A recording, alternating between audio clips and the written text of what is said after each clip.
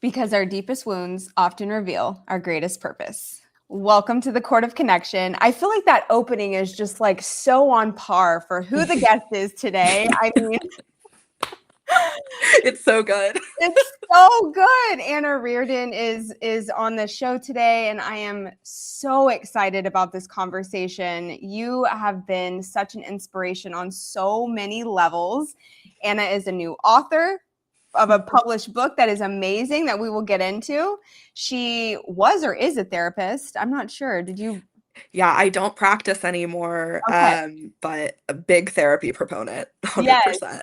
Was a therapist for a very long time, is a beautiful model of body positivity, which has been so significant on my journey, and just an amazing woman in recovery and all the way around. So Anna, thank you so much for your time today. It's a Thank you for having me. I'm so stoked to be here. Yes, yes, you're the perfect embodiment of the kind of guest that I love to have on here. So, how are you showing up to this conversation today?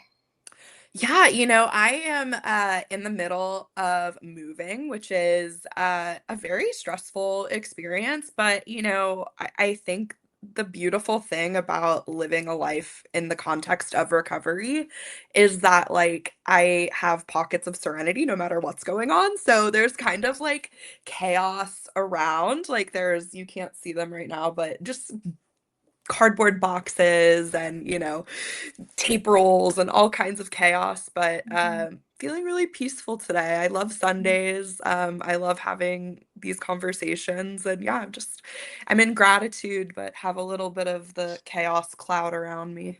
Mhm. Beautiful. Let's just take a breath together and breathe that in. Like, Yes. yes. Okay. Well, I'm really excited to just dig deep with you today.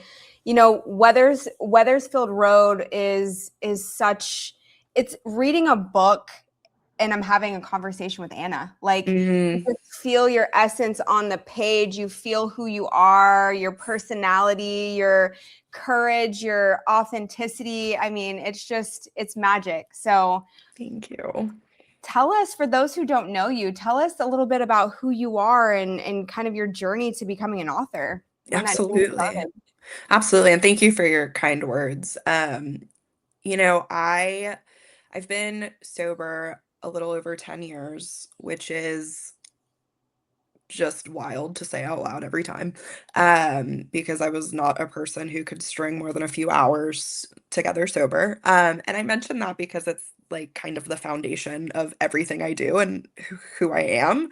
But I got sober, and I was a competitive horseback rider. I walked dogs for extra money. I, just did a lot of stuff with animals. But my journey in recovery and my journey in my own therapy made me quickly realize that, like, oh, like, human stories, like, just move me and I want to be a part of them. And at the time, I really thought that was as a therapist. And I went to grad school and I learned a lot about just the human condition and, how we develop into the people we are and how to best support people and hold space for people. But once I started working as a therapist, I really didn't like it. I loved the people. I fell in love with every single person who came into my office. Um, but I think my nervous system is just so, like, it's so sensitive. I People would be like, "Don't bring your work home with you." And I was like, "What?" Like, How?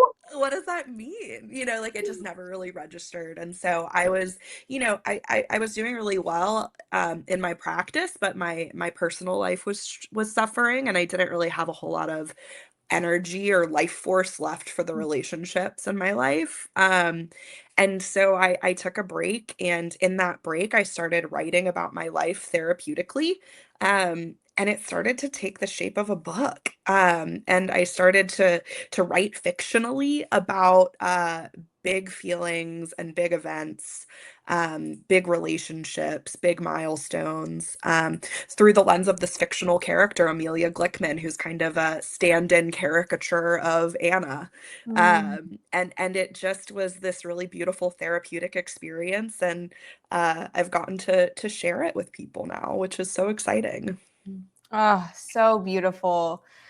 What surprised you the most when you started writing the book about yourself?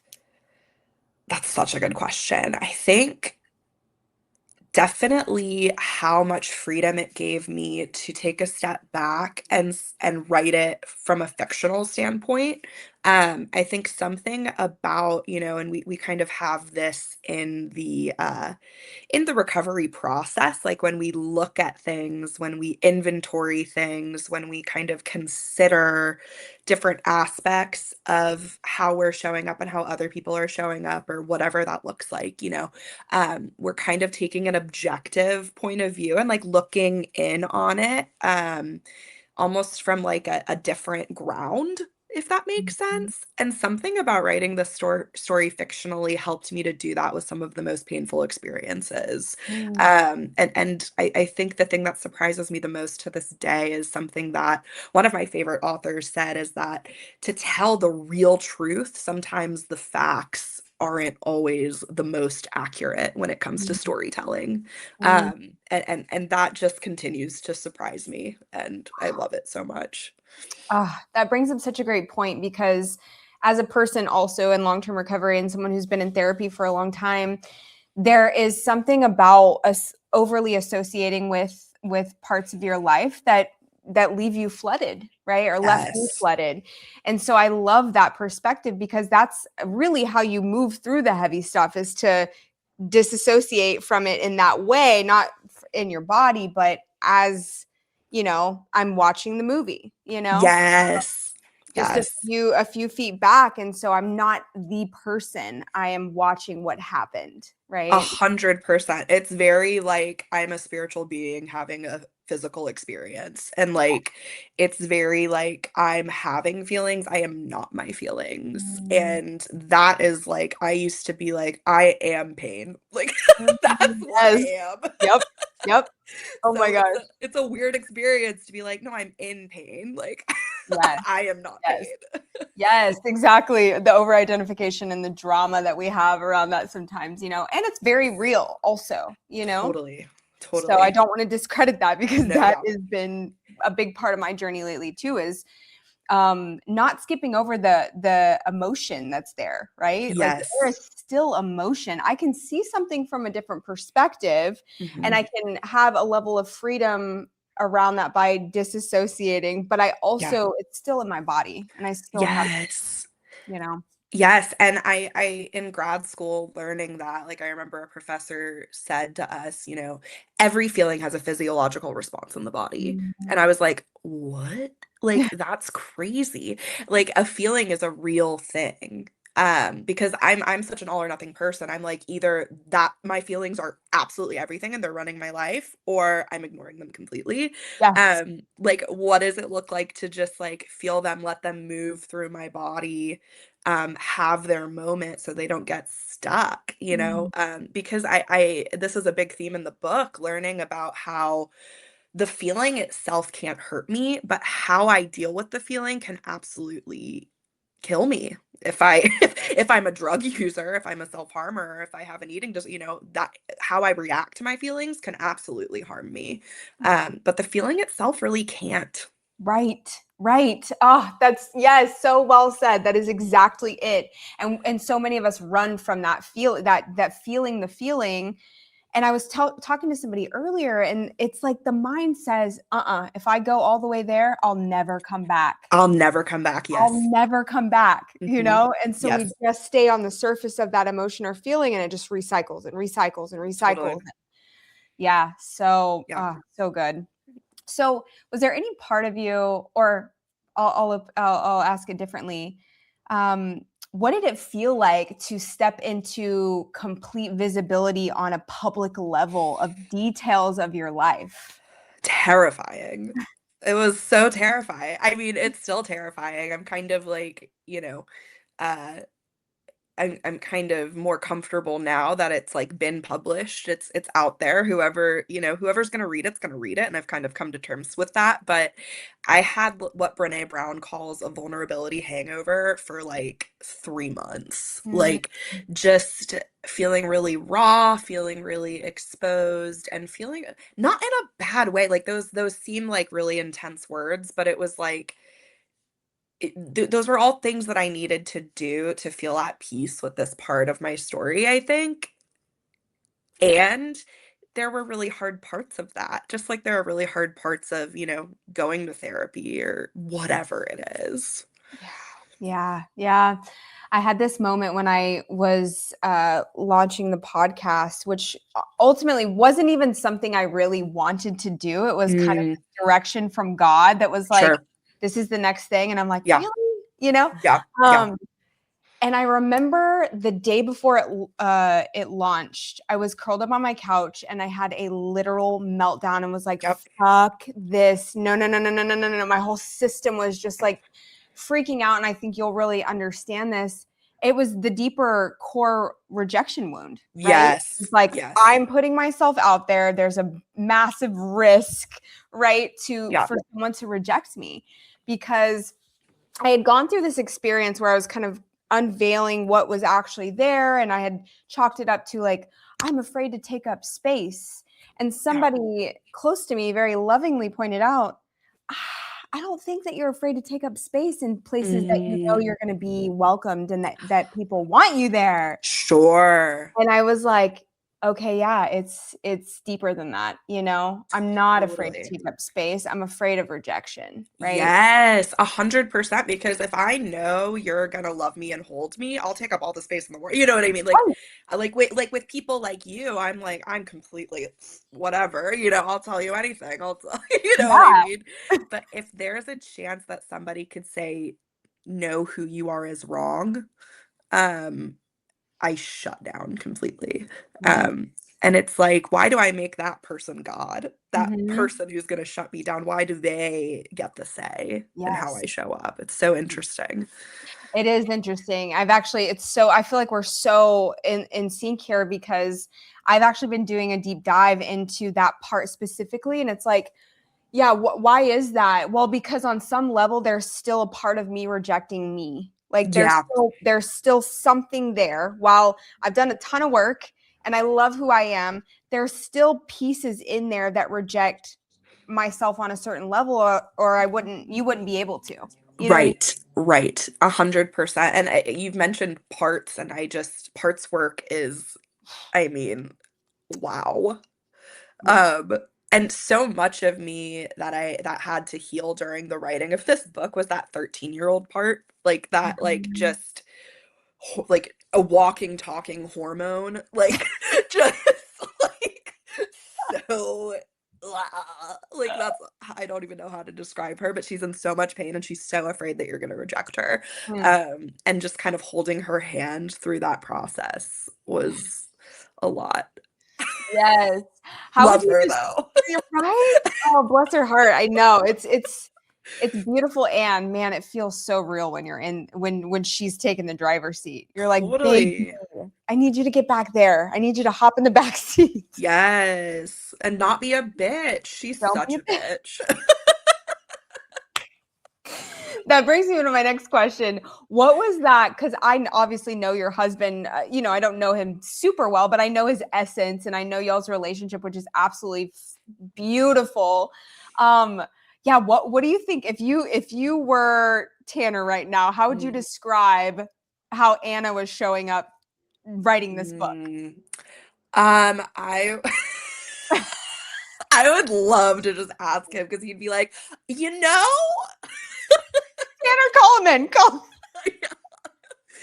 I think he would probably say you were just sensitive. I think I was just ultra sensitive and I needed a lot of reassurance about Mhm. like I think I asked like a few times a week, like, am I doing the right thing? Like, is this crazy? And having a partner there that was like, you're absolutely doing the right thing. Like, this is exactly where your higher power led you. Like I believe in you. Like I really did need that. And I got that, from a lot of different people in my life who were there to kind of hold up a mirror and be like, "Hey, you decided to do this and that's amazing and like we're here to help you follow through on it." But I would say that I was probably just a lot. You'd probably be like, you were a lot. But he's the sweetest man in the world, and he was very, very kind and Mhm. patient with when the 13-year-old would kind of come out and be like, you know. Yes, yes. Yeah, so you went from being a therapist to an author. Was there any piece of that, and I'm gonna bookend with my current experience after you answer Sure. the question. Was there any part of you that struggled to um like let go of needing being in a role where you're needed and more just like dropping into I'm doing this for me? Totally. I think like the time in my life when I decided to leave therapy, it's easy for me to gloss over it, and be like, I left therapy because it wasn't for me. And then I started writing. I was like, no, it was really fucking hard. You Mm, know, um, I was having panic attacks every day on my way to work. My body was like, I ended up in the emergency room with like very high blood pressure several times. Just like my body was really kind of rejecting the amount of emotional stress I was putting it through. There was also something to be said for, I started seeing clients for the first time during COVID. So I literally sat in this room and saw clients and heard just the worst things that could happen to a person. I heard young people tell me the worst things that could possibly happen to a person happen to them. And I held it in my house. And I think that's part of why I never learned how to leave it at work. And so it was really building up in my body, and my body was like, it was starting to really reject the way I was living. And it just kind of came to a head, and I left, and I became the person. I've been in therapy. I will always be in therapy probably, but I became the person who really needed my therapist. I really needed my psychiatrist. I really needed, my care team to help me through kind of a mental health crisis. mm, Um and just the nature of my personal brand of mental illness is that happens like probably every 5 to 7 3 to 5 to 7 years. I'll go through something big or small. That was a bigger one. I recently went through a smaller one, and it is what it is, and I have a lot of support. yeah. Yeah, the reason I brought that up is I can say it publicly now, but I just put my notice in at my job that I've been at for 9 years. Wow. Nine Wow. years. And I felt it hasn't even hit me yet. I'm still there for Yeah, another month. sure.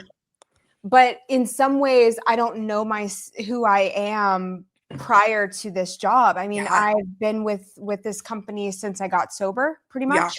Yeah. Um, the woman I was before that, I don't even like associate with, she's Yeah. just so different, Yeah. and they're my family. Mhm. But similarly, I started to feel like this misalignment happening, and it felt like a job that felt easy at one point started to feel really hard. Yeah. And I just was Mhm. like, oh my gosh, like I don't know how much longer I can do this. And simultaneously I'm having this, experience where I'm starting the podcast, and I've always wanted to kind of have my own intuitive coaching business and kind of, and hold retreats and do things Yeah. like that. That's like where my heart is, Amazing. but terrified of, taking the risk on myself, Yeah.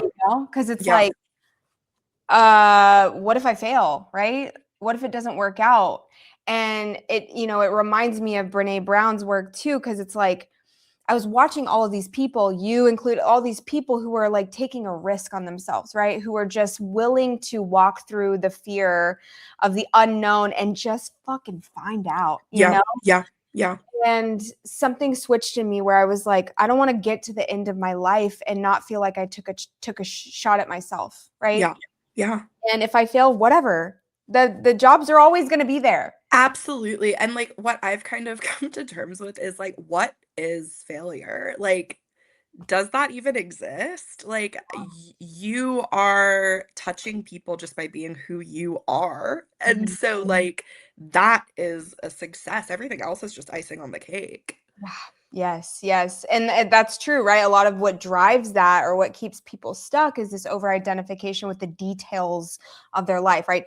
The amount of money. I'm not saying it's not bad to want a lot Sure. of money or to want specific things, but I can get really graspy when I'm so laser focused on the details or what it needs to look like for me to Yes, be okay. 100%. And that's what it really comes down to, especially in, the way our society is structured is what does it look like? Hmm. You know, like I think today, whenever I want something I don't have, it's because I'm worried about what it looks like. Yeah. Yes. Yes, absolutely. So it's so I was just it just made this mental click where I'm like, you have literally been a few steps ahead on every Mm, part of my journey. Cause I remember, wow. yeah, I remember calling you when it was like the circa day 2023 when everything crashed for me Mm, around body image and my eating disorder, and it mm, had taken this new weird form of like uber control that I wasn't even aware of, you know. yeah. I was like on carnivore and doing all this like weird shit that I had convinced Mhm. myself was totally normal. Yeah. Yeah. We convince ourselves all kinds of things are normal. And to be fair, there's a lot of messaging around, what you should be doing that Yes. makes us think it's normal. Exactly, exactly. And that's what had happened. I had gone on this journey of like buying into all the this is what you should be doing. This is what works, right? And like we do. Mhm. And all of a sudden I woke up and I was like, holy shit, I'm afraid of all kinds of food now. Like what Yeah, happened, right? yeah. And I was so afraid, having the history that I have, of trusting what the professionals were telling me, right? I got a nutritionist who Mhm, specialized in intuitive eating. I got a mhm, therapist who specialized in body image and eating mhm. disorders. And I was so terrified, and I didn't have any other choice but to trust them or to continue the Yeah, way I was going.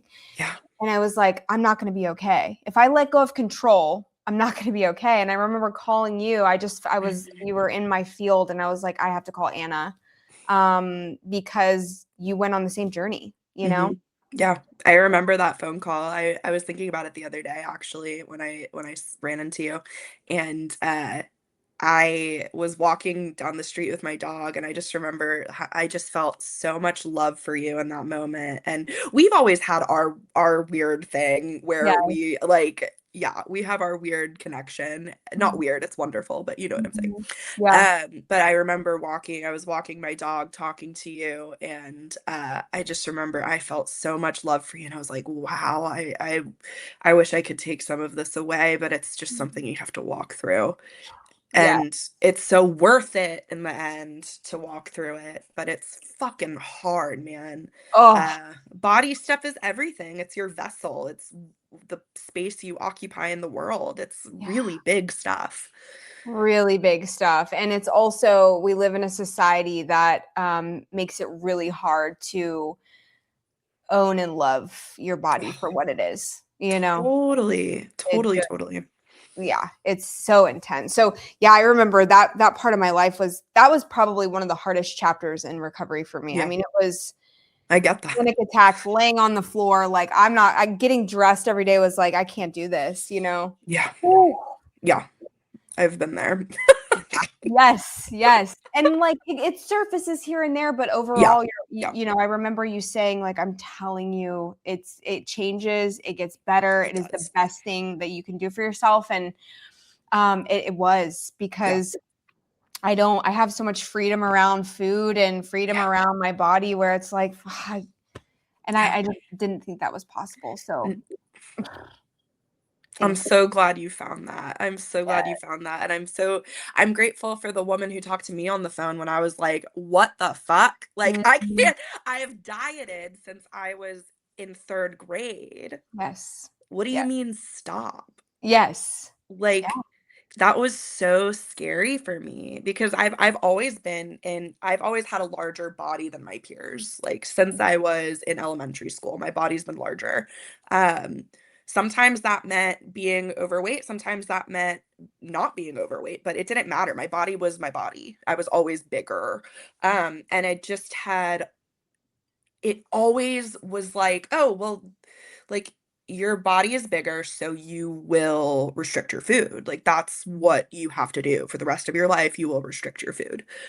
You will manage, you will try to be smaller for the rest of your life." Um, and when I decided to stop doing that, it was fucking terrifying, you know? And I had to, I went big one way and because I had been big the other way. And, Mhm. I had to really find the middle ground and find out what does health mean for me? What do I want to feel like in my body? And what does that look like in terms of what I'm eating and how I'm moving? And really realize that it's a personal journey. Like somebody's health and their relationship with their body is none of my fucking business. No, no, no. And something I learned along the way was to stop commenting on people's progress, body, Totally.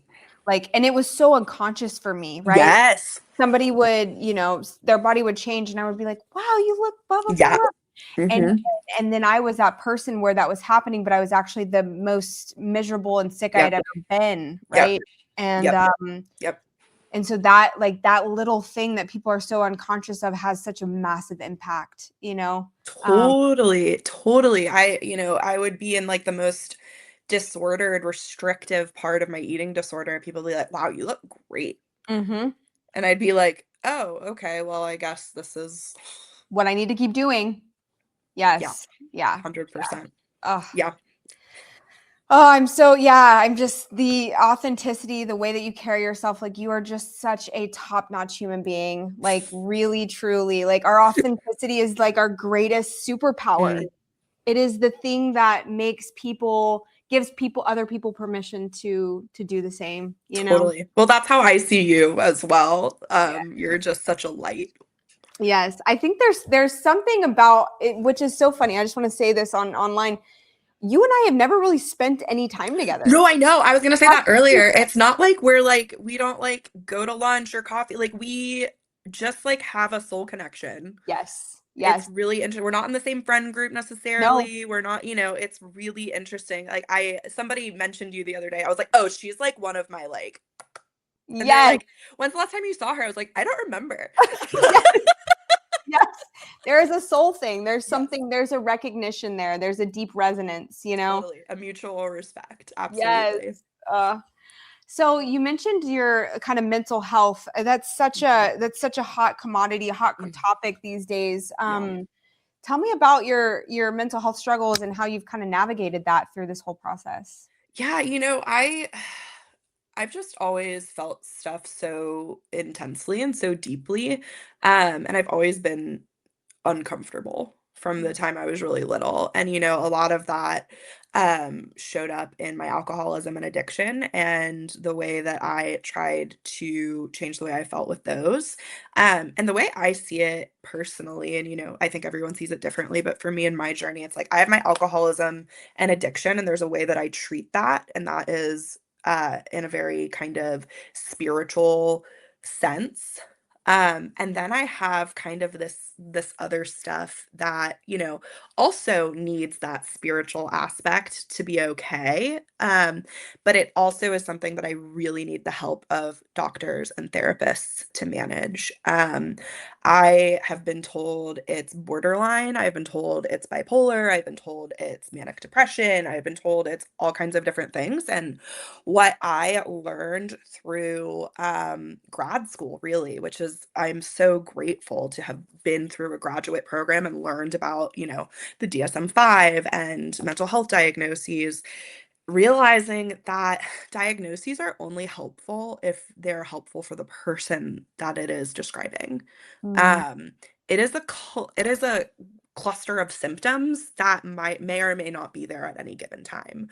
I have been like diagnosable as many of those things.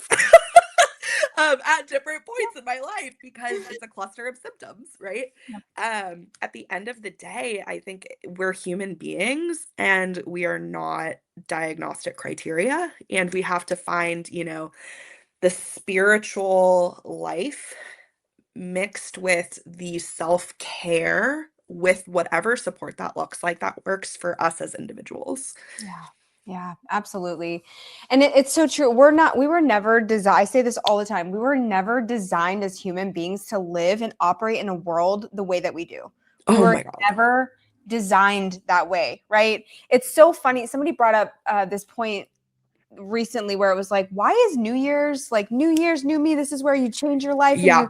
get into action. And it's like the middle of winter when we're supposed to be like resting and Yes. hibernating. Yes. Oh my God. I got this journal that like goes by the moon cycles and like Yes. the earth and like where it's at. And it's like, our New Year's not till spring.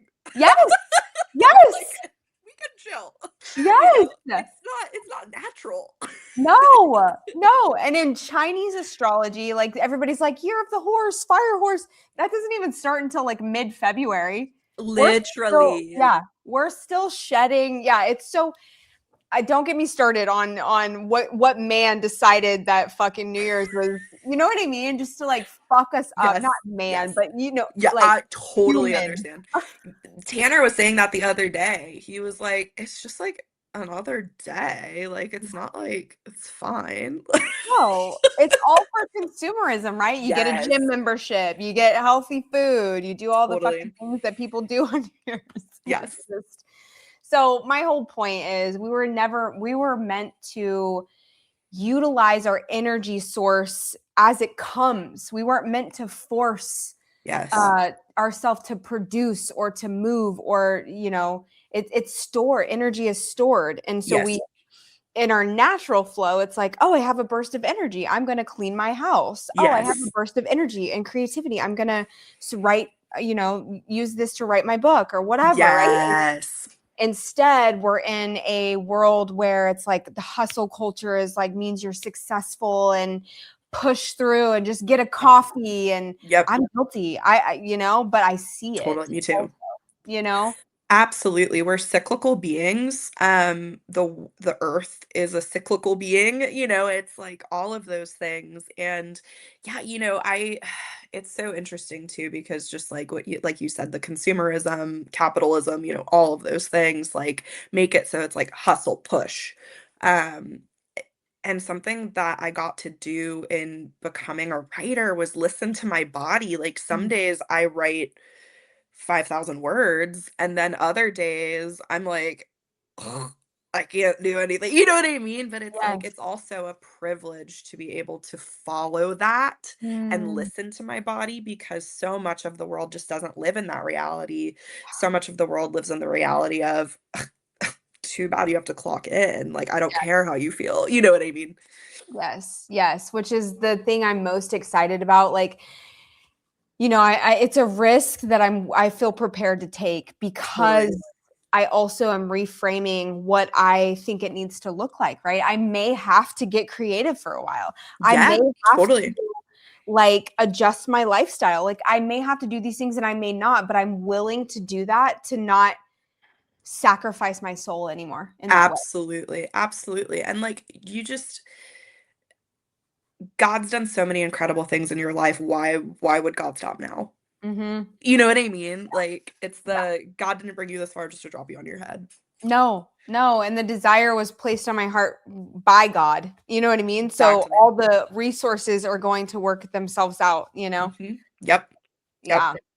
So you are writing a second book. I am. Are you allowed to talk about it? Are Oh, you yeah, I don't have any rules. I love that. Yes, tell us about it. I'm so I excited. am writing I'm writing a book called Broadway Baby. There's a character in Wethersfield Road named Kat, who was a completely made up character. Like she literally was based on no one. Um, and Fun. I fell in love with her. I thought she was so cool. And I was very into theater when I was in high school, and kind of stuff with my addiction made it so that that wasn't something I followed through on. But Kat did. Kat went to theater school. Kat went to New York, and she started auditioning, and she's from Austin, but she's gonna kind of have been the other side of addiction, where her mother was an alcoholic who got sober when she was about 13. And so she kind of has both of these aspects, these perspectives of active alcoholism and active recovery, and what that looks like as a family member. And she gets cast in her first real show, and she's working in the theater, and she's, figuring it out, and, falling in love with the stage manager and going on all kinds of wild adventures. So it's been so fun to write. Wow. I've been loving writing it. It's so fun. Wow, that's so fun. You just feel in flow, like you just feel like you're just so in flow and alignment. Do you edit your own stuff? So I work with what's called an author coach. Uh-huh. And basically how it goes is I will write a chapter, send him the chapter. He'll go through and make like what are called line edits, which are just like, this is incorrect grammar. Uh, but Yes. it'll also be like, I don't understand what you're saying here, or Mhm. tell me more about this. Just Mhm. like little things like that. And I'll go over it, and I kind of edit as I go. I definitely do read through and edit my own work, but I am a big believer in developmental edits Mm, throughout the process, because there's something magical that happens when I hop on a call with him, and we're discussing this character, and I'll be like, oh my God, I just had an idea. And it's not an idea I would have had if I had just been like sitting in a room by myself. yes. I think creativity is just collaborative Mm. most of the time. Yes, yes. That's such a beautiful point, because I feel like in this next phase of my life, I went from being the girl who was like the kid who was like, you're on your own, kid. It's just you Hmm. figure it out. Like Yeah, you got you know what I mean? And then totally. you get sober, and you realize like, oh shit, I can't do this without community, Yep, right? And totally. now that is, I'm feeling very called to open my heart to collaboration, and Yeah, that this next chapter is not something I'm going to be able to do on my own, you know? totally. And how beautiful is that, kind of being forced into that place of like, I don't know how to do this. Like, I need you to show me. Uh, I think that's where a lot of magic happens. Mm-hmm. What have been your favorite parts of this journey of becoming an Mm. author? I think my favorite parts have been meeting people who met Amelia in Weathersfield Road and read the book and said, "Oh, this like changed something in me." Um, it I'm just like, "What?" Like, it like I'm not gonna sit here and lie. It's not a bestseller. It is not making me a ton of money. It is not, the most successful thing I've ever done. Mhm. Um, but I've also had people that I've never met reach out and say, "This was one of my favorite books of the year." And that's because I felt seen in a way I didn't even think to ask to be seen in. And that's a gift. And I always said when I started out, I was like, if I can touch one person with this book, like I will have done my job. Mm, Um, and the cool thing about a book is that it has a long tail life. totally. It's like someone could read that thing in 20 years and be like, oh my God, Amelia Glickman. Love Yeah, her. You know what I mean? totally. Totally. It's a cool thing. It's just out there now for whoever needs it. Yeah. Oh, I love that. It's so cool. I mean, that's got to be such a crazy experience to It's like wild. walk into the bookstore and be like, Yeah, it's weird. me, what the It's hell? it's very weird. It's very, very weird. But yeah, I've met so many cool people, and you know, there are people I've gotten negative reviews who are like, I don't know what's wrong with this person, like this Oh, is real, like just don't get it. And I'm like, yeah, it's not for you. Mm, You know what I mean? Like it's not for everybody. And that makes me think of our conversation earlier, that piece of rejection. It's like if there's not something that somebody would be like very offended by, yeah. like maybe you're not telling the truth enough. Mm, You know what I mean? Like piss yes. somebody off. You're probably doing Yes. something right. Yes. Yes. That's so funny. So this last year I had a massive like awakening again. Yeah. And I remember my sponsor kept saying, disappoint them. And I'm like, Yeah. what? I don't, What do you why mean? would I, Yeah. what do I mean? And 100%. then sitting where I am today, I'm like, oh, I get it. It's like, how do I be okay in the disappointing of other people? Right? Totally. How do I learn to hold myself and still be okay disappointing somebody, Yes. or Yes. being misunderstood or Totally. being rejected or whatever, Yes. Yes. because I think about not everybody in the world's my cup of tea. So, No. but still like the wound is real. And when I feel like you're rejecting me, it's still like, you know, Oh, ow. oh my God, it is just devastating. And that's another big thing in Weathersfield Road where Amelia has to really realize like I'm more than a reflection off of other people. Like I am real Mm, and I get to be real. mhm. Like as silly as that sounds. Yes, absolutely. How has this process changed you specifically? Mm. I think it has allowed me to leave a lot of things in the past that needed to be left in the past. It was like, okay, like the last piece of certain healing was in telling this story. And it's called Weathersfield Road. That's the street I live on. Don't come stalk me, please. But She's moving anyways. It's yeah, fine. I'm moving. But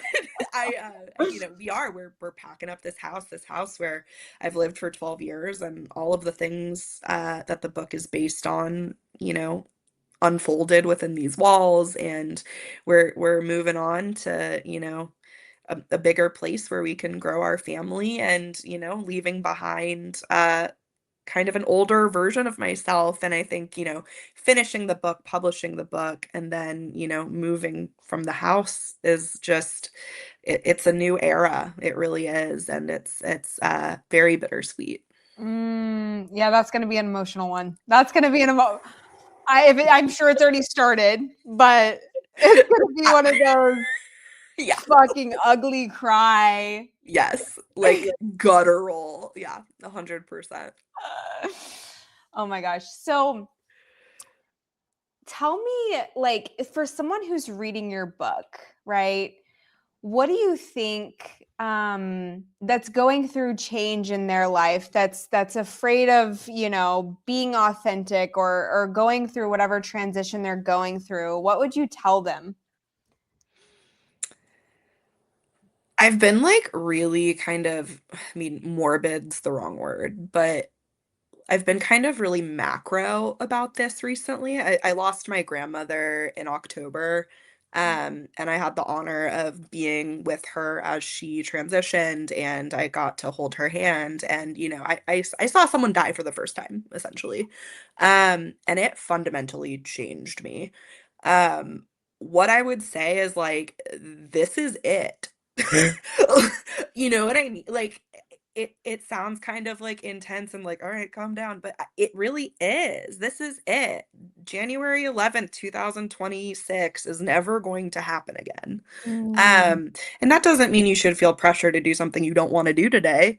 Like after this, I'm gonna go watch football on the couch. You know what I mean? Like I'm not saying like seize every single day with every ounce of energy you have. I'm just saying like if you have a dream, like now is the time. mm, You know what I mean? Like there's just, it's so cliche, but this is not a dress rehearsal. This is it. This is it. It's mm, happening. You know, that's really what I would say. mm. I'm just taking that in. Yeah, that's so relevant for me. And that's exactly what I was saying earlier is I do not want to be at the end of my rope, whether Yes. that's next week or God forbid, or, Yeah. 30 years from now and be like, wow, you never just took the risk, Yeah. Yeah. You are not going to be dropped. You No, know, as long as you're honest and kind and rely on your support system, you're not going to be dropped. totally. And you know, the whole point is to serve other people, you know, Yes. through the experience of authenticity, right? That is the biggest thing. If your biggest goal is to help others and Mm. create community, you'll be taken care of. Yeah, absolutely. So, where can we find you? If people want to find you, find your book, tell us all the things. Absolutely. So you can find me on Instagram at millennial author Anna. That's also my name on TikTok and Facebook. You can find me at anna-writes.com. There you can buy signed copies of my book. You can also buy cute little merch that's kind goes with the themes of the book. Mm. That I worked with a friend on that I love them. I think they're so cute. You can also find my book on bookshop.org, which is a website where if you buy through them, it supports local independent bookstores.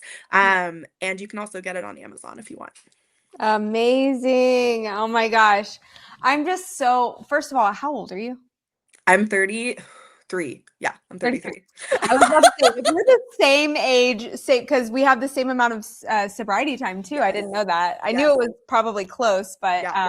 That's so cool. anyways, I love it. yes, yes. I'm so inspired by you. You are amazing. I will make sure and link everything in the description when your episode releases. But I'm just excited to be on the sidelines watching what's next for you. The And feeling is so mutual. yes, yes, girl. Oh, so much love and gratitude to you. And I'm sure I'll see you when I see you, girl. We love it. Yes. Thank you so much for your time and for being such a gift to this world. Thank you. Yes. Good luck with your move too. Thank you so much. Yes, we need it. All right. Until next time, y'all.